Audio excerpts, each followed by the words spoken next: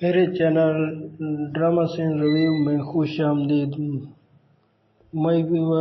میں آج آپ کو پاکستانی ڈرامہ انتہا ایپیسوڈ 9 کی ریویو دینے جا رہا ہوں، تو چلیے ڈرامے کے ریویو کی طرف۔ انتہا ایپیسوڈ 9 بہت شاندار مراحل میں پہنچ چکی ہے، بہت انٹرسٹنگ ہو چکی ہے۔ تو اس ڈرامے میں دکھایا جاتا ہے کہ نوکرانی بیگم صاحبہ کا سوٹ لیے جا رہی ہوتی ہے اور سجل اور اس کی ماں سامنے آ جاتی ہے اور سوٹ دیکھتی ہے اور ادھر سوٹ پر ایڈریس دیکھ لیتی ہے اور پھر اسے سوٹ واپس کر دیتی ہے۔ اور پارٹی کا ماحول دکھایا جاتا ہے۔ پارٹی میں سب لوگ خوشی خوشی مٹھائی بانٹ رہے ہوتے ہیں اور کھا رہے ہوتے ہیں اور چائے بھی پی رہے ہوتے ہیں اور گپ شپ لگا رہے ہوتے ہیں کہ اچانک فہد کے فون آتا ہے اور بیل ہوتی ہے۔ فہد باہر نکلتے ہیں اور ادھر انم بھی بیٹھی ہوتی ہے۔ فہد باہر جا کر فون پر گپ شپ لگا رہے ہوتے ہیں کہ سجل آ جاتی ہے۔ سجل اور سے کہہ رہی ہوتی ہے کہ آپ کا شکریہ، آپ نے اس موقع پر ہماری مدد کی۔ اور اس کے بعد وہ اس کے پیچھے انم بھی آ جاتی ہے اور انم دونوں کو دیکھتی ہے باتیں کرتے ہوئے، تو انم بہت افسردہ ہو جاتی ہے اور یہ دیکھ کر پھر وہاں سے چلی جاتی ہے اور کہتی اپنے کمرے میں چلی جاتی ہے۔ اور اس کے پیچھے فہد بھی جاتا ہے اور فہد اسے پکڑ لیتا ہے اور کیا کہتا ہے کہ تم کیا سمجھ رہی ہو، یہ کیا تم بیہیو کر رہی ہو، کیا سمجھ رکھا ہے تم نے کہ میرا اور اس کے ساتھ کیا ریلیشن ہے، میرا اور سجل کے ساتھ کوئی ریلیشن نہیں ہے، تم کیا سمجھ رہی ہو۔ تو وہ سجل بھی ان کے پیچھے آ جاتی ہے اور سجل کو انم زوردار تھپڑ دے مارتی ہے اور اس کے بعد فہد اسے پکڑ لیتا ہے۔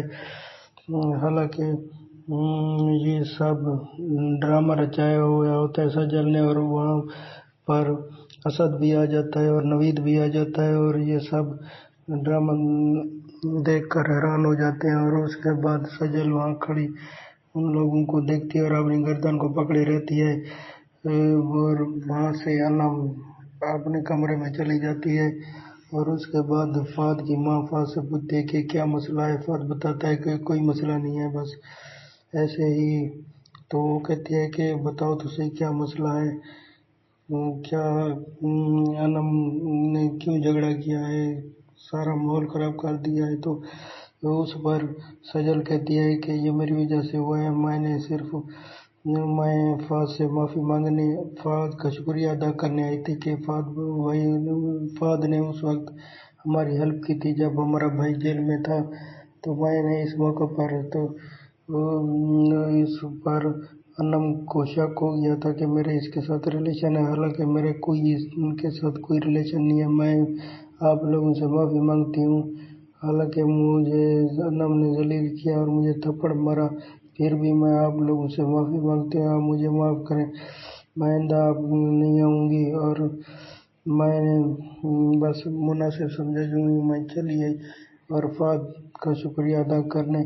تو اس موقع پر فہد بھی غمزدہ ہوتا ہے اور سب لوگ غمزدہ ہوتے ہیں اور خوشیوں میں اب رنگ میں بھنگ ڈال دیا انم نے۔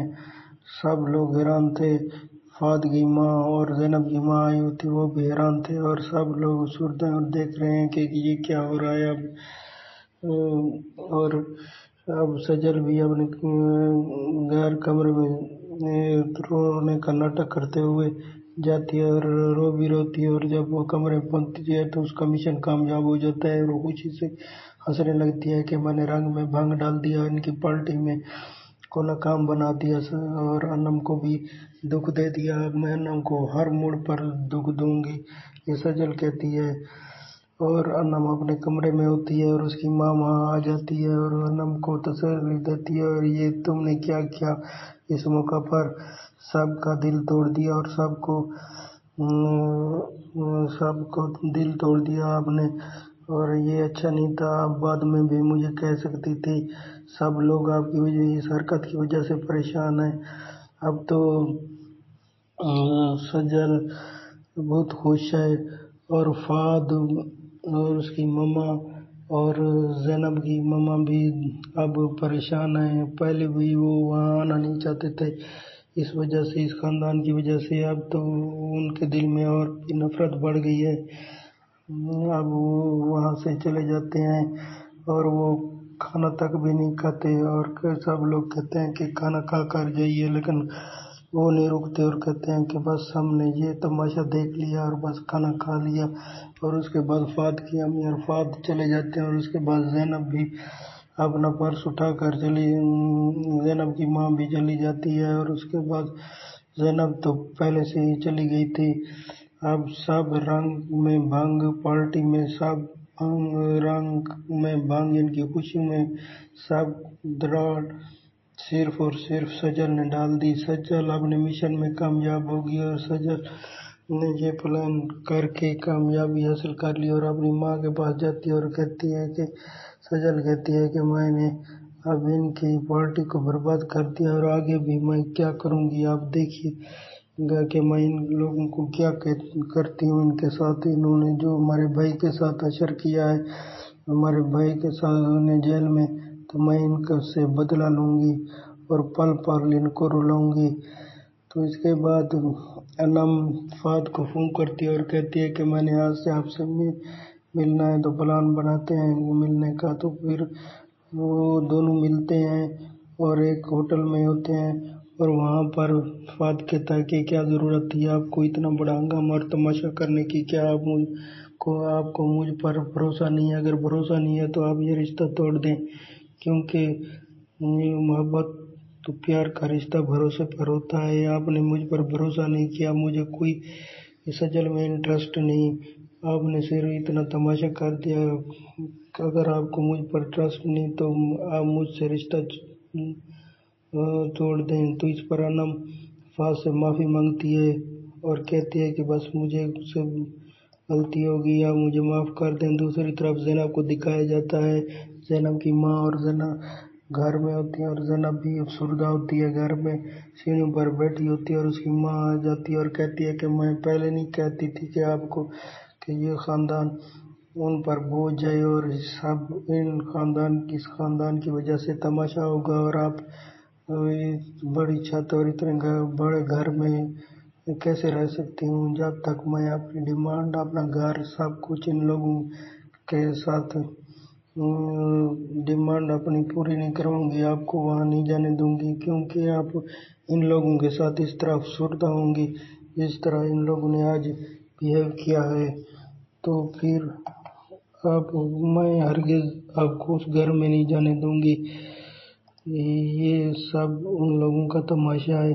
उसके बाद बेगम जावेद की पहले बेगम और अनम को दिखाया जाता है। अनम और बेगम उसके घर में होते हैं, और अनम कह रही होती है मामा बस मुझसे कोई ये हो गया, आप बस मुझसे नाराज़ ना हो, मुझे माफ़ कर दें। अब तो मुझे फाद ने भी माफ़ कर दिया है, तुम भी माफ़ कर दो। और उसके बाद सजल को दिखाया जाता है। सजल देखती है कि बेगम साहिबा की नुकरानी उसका सूट इस्त्री कर रही होती है, और वो वहाँ से चली जाती है। तो सजल आ जाती है और उसका सूट पर इस्त्री रख के चली जाती है, और उसका सूट जल कर राख हो जाता है। और उसके बाद जब वो बेगम को देने जाती है तो कहती है हमसे गलती हो गई कि मैंने आपका सूट इस तरह मुझसे जल गया। तो वो कहते कि आइंदा ख्याल करना है, और दूसरा सूट उठाओ और फिर उसको इस्त्री करो। और ये दोनों देख रहे होते हैं भाई अहमद और सजल, और वो कहते हैं कि ये औरत तो टस की मछली, उसे दूसरा सूट भी मिल गया, और ये इनका तो अहमद कहता है कि इनके में तो आपने कोई ऐसा रंग भंग नहीं डाला जिस तरह ये परेशान हो।